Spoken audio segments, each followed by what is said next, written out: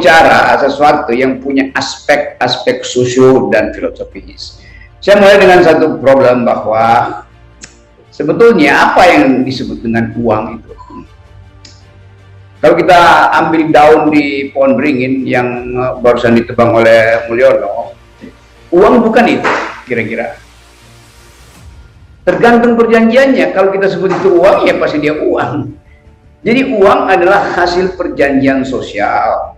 Kita bisa sebut dia uang kalau dia kita pastikan sebagai alat transaksi sosial. Yang kita sebut uang sekarang misalnya uang dolar, uang rupiah yang memang gak ada harganya lagi misalnya nih. Kalau uang itu kita palsukan dan pemalsuan itu sempurna, artinya kan ada disebut dia palsu karena nggak ada garis air atau apa itu. Saya bisa bikin uang itu sempurna dengan pertolongan ChatGPT misalnya, dan uang itu saya jadikan sebagai alat perdagangan. Tapi saya bisa ditangkap karena nomor serinya beda itu. Jadi uang itu dianggap sebagai uang kalau ada formalitas di dalam selembar kertas. Nah, kalau daun kita nyatakan sebagai hasil perjanjian dan semua orang memakai daun, maka daun menjadi uang. Itu yang hendak dipastikan daun yang mana, tidak semua daun itu. Jadi semua hal yang bisa ditransaksikan melalui perjanjian sosial itu disebut uang. Jadi uang adalah alat perjanjian sosial. Sekarang ada masalah, uang itu dia cuma alat perjanjian. Tapi tiba-tiba uang itu ada harganya. Loh, uang kan nggak boleh ada harganya. Uang itu sebagai alat pertukaran dia sendiri netral. Tetapi begitu uang diberi harga misalnya, ada kurs misalnya, lalu orang berdagang uang. Jadi uang akhirnya di perdagangan juga tuh. Saya mau beli dolar, Anda mau beli dinar, ya nggak ada soal Anda beli Bitcoin. Tetapi yang kita maksud dengan uang bukan yang diperdagangkan. Jadi uang bukan dijadikan komoditas, tapi uang adalah alat untuk menentukan nilai komoditas. Itu soal pertama. Jadi uang itu adalah hasil perjanjian sosial, anu sendiri lah ya. Jadi saya mau mulai dari situ bahwa yang kita maksud di dalam perkuliahan ini adalah uang sebagai hasil perjanjian sosial. Lalu kita masuk pada problem kedua, bagaimana kalau tidak punya uang, itu bisa nggak lakukan perjanjian sosial dalam ketiadaan uang? Ya bisa, namanya barter.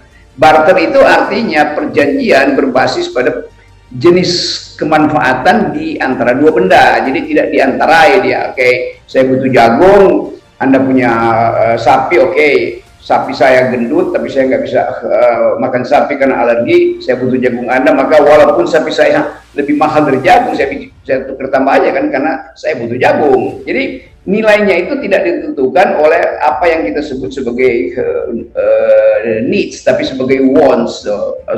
Bukan sebagai wants tapi sebagai needs. Jadi uang itu berguna kalau dia dipergunakan atau dia dimanfaatkan untuk memenuhi kebutuhan kita. Itu disebut fungsi uang. Jadi kalau misalnya ada pendapat bahwa tidak penting juga ada uang tuh kan bisa dipakai berdasarkan barter, bisa, kita bisa balik ke situ, ke sistem barter itu, dan sangat mungkin itu justru yang lebih memungkinkan terjadinya keselarasan atau keadilan tuh. Jadi sekali lagi upaya untuk menghasilkan diskursus ditentukan oleh kita mau apa. Nah, Michael Sandel berupaya untuk memperlihatkan bahwa ada hal-hal yang tidak perlu dibarterkan, juga tidak perlu diperdagangkan. Jadi tidak memerlukan uang, juga tidak memerlukan tukar tambah. Apa misalnya itu karakter manusia itu, kita kan nggak bisa membeli karakter manusia, dan sifat-sifat yang berisi problem kebudayaan misalnya tuh, kenikmatan untuk menemukan pasangan hidup itu tidak membutuhkan uang sebetulnya, walaupun setelah itu perlu duit buat belanja-belanja di mall, tetapi nilainya kan bukan ditentukan oleh apa yang sebetulnya hendak kita tukar tambahkan. Kita tukar tambah batin tidak membutuhkan uang tuh. Jadi sekali lagi ada hal-hal yang memang tidak bisa dibeli, walaupun orang anggap ya tiada uang tiada pacar gitu. Tetapi itu adalah komoditisasi yang kita sebut sebagai sesuatu yang sifatnya rohani, di-rectifying atau dikomodikan supaya ada nilainya tuh. Sehingga banyak orang yang melihat, oke, kalau pacar lu nggak punya BMW misalnya tuh ya udah dia bukan pacar. Tetapi ada yang menganggap bahwa iya, lu kasih gua BMW di depan gua itu juga gua nggak peduli karena lu bego gitu. Jadi tukar tambahnya tergantung pada nilai yang dianggap tidak terukur oleh uang, nilai yang tak terukur oleh uang. Itu sebagian pertama. Coba kita lihat sekarang fungsi-fungsi itu. Nanti saya susulkan di beberapa teori kalau diperlukan. Tapi kita mau mengeksplor misalnya wilayah-wilayah yang tidak memerlukan fasilitas uang. Coba kita lihat Michael Sandel tadi dengan baik menerangkan bahwa ada hal yang tidak bisa dinilai dengan uang.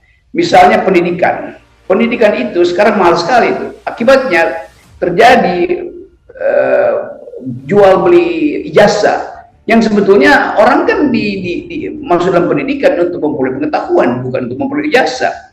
Tetapi karena pendidikan dikomodifikasi, maka nilai dari pendidikan itu tergantung pada ijazah yang kau miliki dari universitas mana itu. Jadi kita lihat bagaimana pengetahuan itu dinilai berdasarkan ijazah yang kau pegang. Yang sering saya sebut bahwa ijazah itu hanya menunjukkan Anda pernah belajar, bukan menunjukkan Anda pernah berpikir.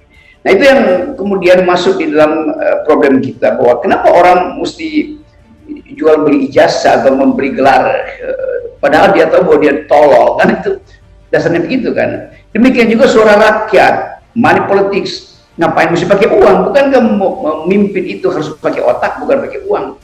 Jadi banyak hal yang di dalam filsafat Michael Sandel bisa kita jadikan alasan untuk mengukur integritas seseorang.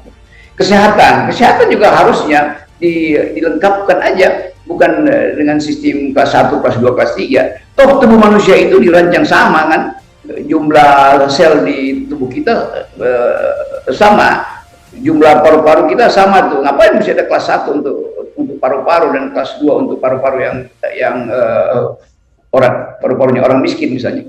Jadi ada gugatan moral terhadap fungsi uang. Nah, kalau kita sebut gugatan moral, itu juga melekat pada yang kita sebut local culture, local wisdom tuh. Jadi banyak di tempat tertentu orang menganggap ya buat apa ada uang. Kalau kita lihat misalnya filantropis dunia, dia merasa bahwa pada akhirnya uang itu ya buat apa, kan semuanya, kalau semuanya tersedia ngapain lu ngantong-ngantongin duit, mending kasih orang kan.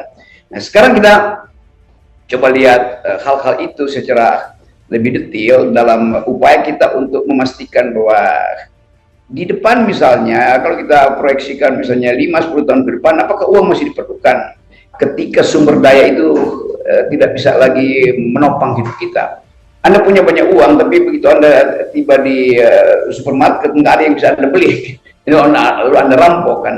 Nah, keadaan ini yang saya sebut sebagai paradoks dari what money can buy. Oke, saya sampai di situ dulu ya, supaya tidak terlalu membebani secara teoritis. Nanti saya susulkan hal yang dibutuhkan keterangan theological foundation-nya. Oke.